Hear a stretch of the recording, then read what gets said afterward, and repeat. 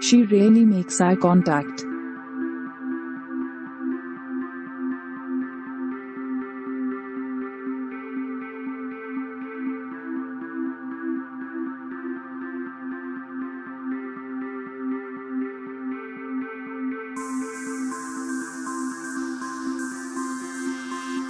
She rarely makes eye contact.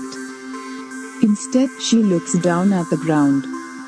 Because the ground is safer. Because unlike people, it expects nothing in return. She doesn't have to feel ashamed about her past. The ground just accepts her for who she is right now. As she sits at the bar next to me, she stares down at her vodka tonic and then the ground and then her vodka tonic. Most people don't get me, she says. They ask me questions like, what's your problem? Or were you beaten as a child? But I never respond. Because I don't feel like explaining myself. And I don't think they really care anyway. Udharan. Just then a young man sits down at the bar on the opposite side of her. He's a little drunk and says, "You're pretty. May I buy you a drink?" She stays silent and looks back down at the ground. After an awkward moment, he accepts the rejection, gets up and walks away. "Would you prefer that I leave too?" I ask. "No," she says without glancing upward. "But I could use some fresh air." "You don't have to come, but you can if you want to." I follow her outside and we sit on a street curb in front of the bar. "Bro, it's a really chilly night." Udharan. "Tell me about it," she says while maintaining her usual downward gaze. The warm vapor from her breath cuts through the cold air and bounces off of the ground in front of her. "So why are you out here with me? I mean, wouldn't you rather be inside in the warmth, talking to normal people about normal things?" Udharan. "I'm out here because I want to be. Because I'm not normal. And look, I can see my breath and we're in San Diego. That's not normal either.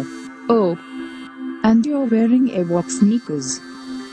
And so am I, which may have been normal in 1994, but not anymore." Udharan. She glances up at me and smirks, this time exhaling her breath upward into the moonlight. "I see you're wearing a ring. You're married, right?" Udharan. "Yeah," I reply.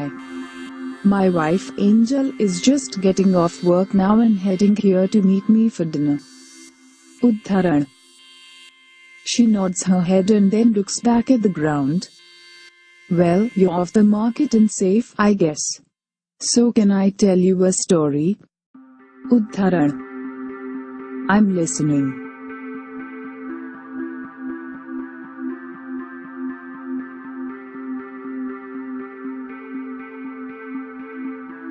Udharan.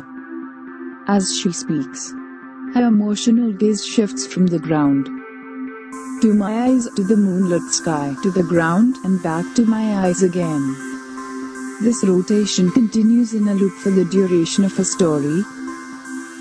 And every time her eyes meet mine, she holds them there for a few seconds longer than she did on the previous rotation. I don't interject once. I listen to every word. And I assimilate the raw emotion present in the tone of her voice and in the depth of her eyes. When she finishes, she says, "Well, now you know my story.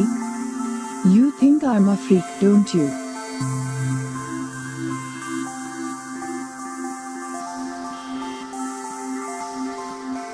Udharan.